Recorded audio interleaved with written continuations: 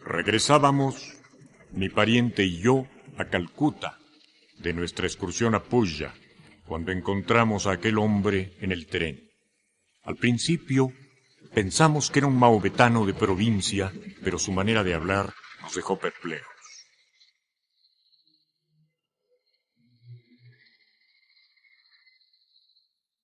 Hasta aquel día, habíamos sido completamente felices sin saber qué poder oculto y secreto nos gobernaba, pero la conversación de nuestro nuevo amigo nos desconcertó, sobre todo porque nunca antes habíamos salido de nuestras casas.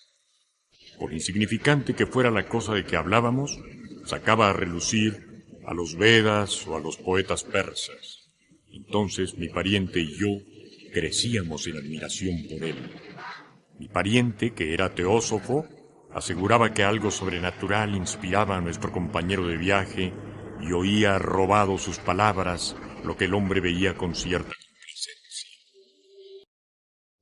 Al llegar a la estación, donde tomaríamos el siguiente tren de noche, aquel hombre empezó a contar la siguiente historia que me impidió dormir durante la noche de espera.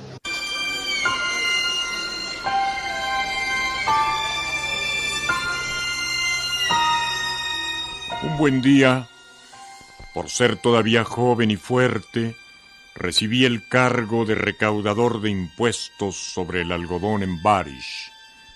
Es un sitio precioso, entre los bosques que hay al pie de las colinas desiertas. Una escalinata de 150 escalones sube del río y arriba, en la orilla, se levanta un solitario palacio de mármol. Nadie vive por allí y la aldea y el mercado de algodón de Barish quedan bastante lejos.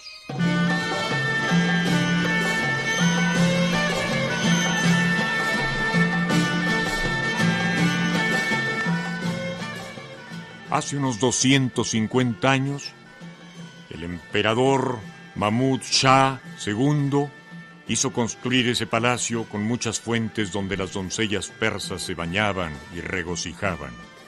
Las fuentes están ya secas y las canciones de las doncellas se fueron para siempre.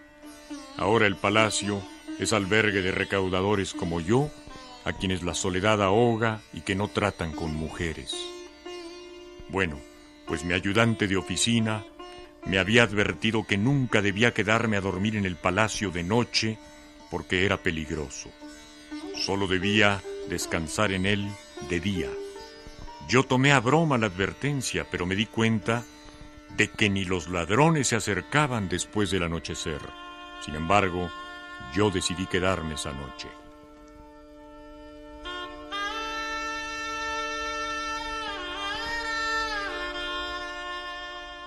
Al principio, la soledad del palacio me oprimía el pecho, pero como durante el día trabajaba por los alrededores, todas las horas que podía, llegaba rendido por la noche y me dormía al momento de acostarme.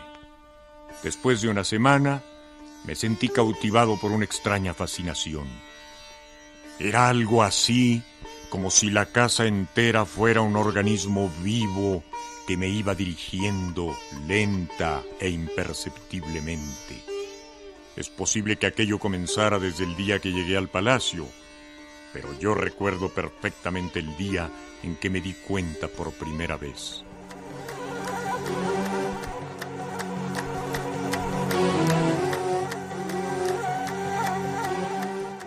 Venía el verano, el mercado estaba aburrido y terminé mi trabajo temprano.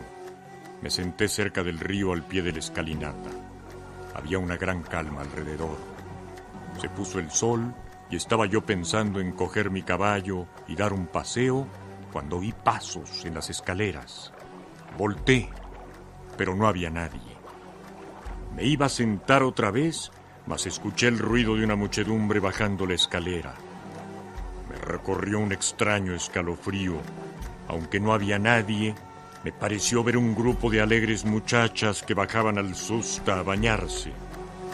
Reinaba el más completo silencio, pero yo oía el alegre reír de las muchachas que pasaban frente a mí sin percatarse de mi presencia.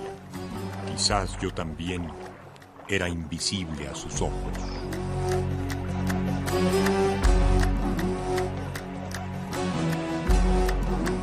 corazón se estremeció de nuevo. No podía decir si la emoción era miedo, delicia o curiosidad. Deseaba vivamente ver claro, pero nada veía. Me imaginaba que con aguzar el oído podría oír lo que decían las muchachas, pero solo oía los ruidos del bosque. Un viento repentino sopló. De los bosques surgieron murmullos. De pronto, desaparecieron las formas místicas que habían bajado al río. Entonces, sospeché que la musa, aprovechando mi soledad, me había poseído. Decidí, pues, cenar. Llamé a mi cocinero y le pedí una rica y apetitosa comida.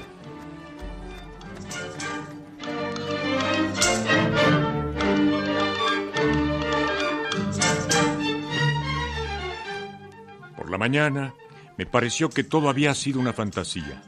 Salí a trabajar con la intención de regresar tarde, después de haber terminado mi informe trimestral.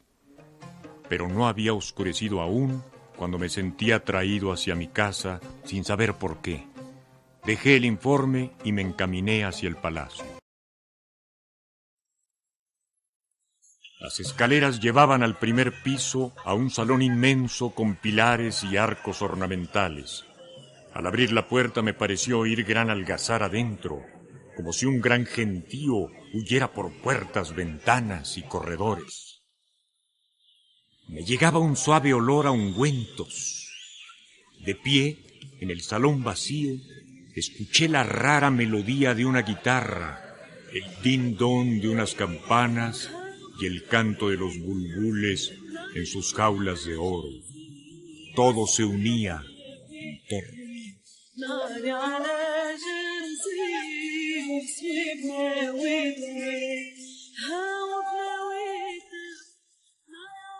Estaba plenamente hechizado.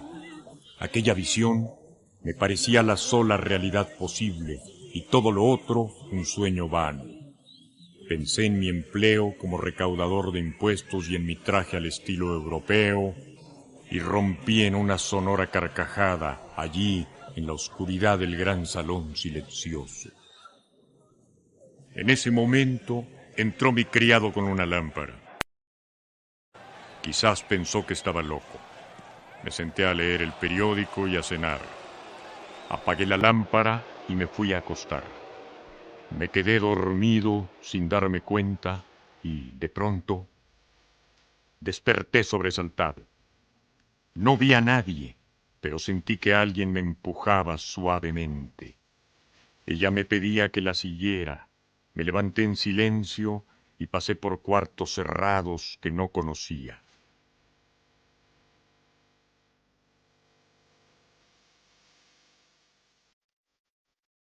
No podía ver a mi guía, pero su forma era visible a mi pensamiento. Era una muchacha árabe con brazos duros. Un velo le cubría la cara y un puñal curvo colgaba de su cintura. Me recordó a las 1001 noches. Por fin, mi guía se detuvo y señaló el suelo. Un repentino espanto me heló la sangre en el corazón. Creí ver un eunuco negro, vestido ricamente, que dormitaba con una espada desnuda. Atravesó ella el salón, al final del cual estaba una mujer con pantalón suelto, color de azafrán, con una fuente de frutas, una jarra y 2 tacitas. Al intentar pasar sobre el eunuco, despertó y su espada cayó en el suelo, resonando agudamente. Un grito horrible me hizo saltar. Estaba sobre mi cama, sudando copiosamente. Escuché los gritos de Meher Ali, el loco, que andaba por la carretera advirtiendo: ¡atrás! ¡Atrás! Desde entonces, de día, iba a mi trabajo maldiciendo las noches embaucadoras y sus vanos sueños. Pero cuando la noche llegaba, mi vida diaria me parecía una ridícula falsedad. Al anochecer me despojaba de mi chaqueta inglesa y me vestía con un gorro de terciopelo rojo, pantalón suelto, chaleco y bata de seda. Me sería imposible describir los incidentes maravillosos que me sucedían a medida que avanzaba la noche. Era como si en aquellos aposentos transcurrieran pedacitos de un bello cuento que no comprendía del todo y del que nunca podría saber el desenlace. Y me pasaba la noche de salón en salón persiguiendo los trozos de la historia. En ese cuento vivía la muchacha del pantalón azafranado. Yo me había vuelto loco por ella. Todas las noches la perseguía de cuarto en cuarto. A veces, antes de dormir, la veía reflejada en mi espejo, provocadora, pero al punto se desvanecía.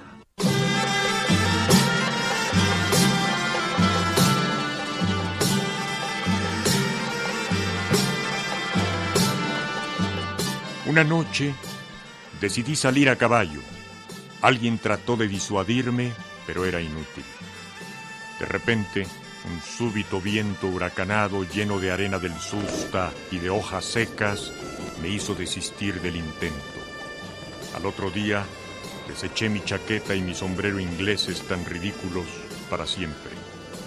Esa noche, más tarde, escuché unos sollozos que rompían el alma y una voz lastimera que me imploraba ayuda y que la llevara conmigo. ¡Atrás! ¡Atrás!, gritaba Meher Ali, el loco. Abrí los ojos y vi que era de día.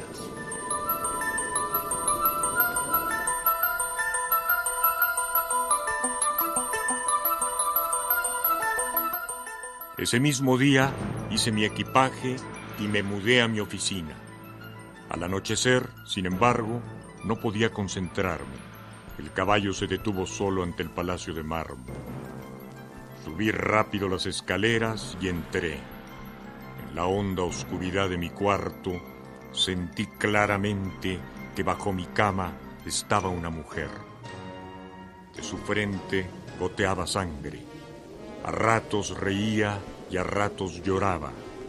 El viento rugía por la ventana abierta y la lluvia entraba a raudales. Toda la noche duró la tormenta y el lamento de la mujer. Vi que amanecía y a Meher Ali por el camino, gritando: ¡Atrás! ¡Atrás! ¡Todo es mentira!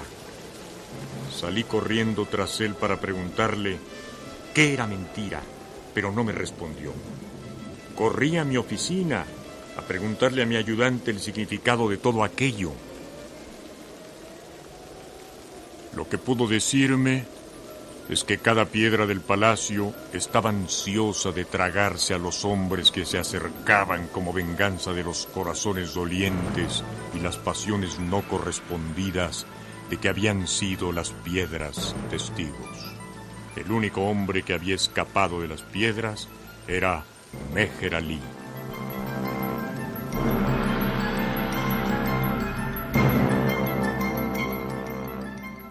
Atemorizado, pregunté si había posibilidad de salvación para mí.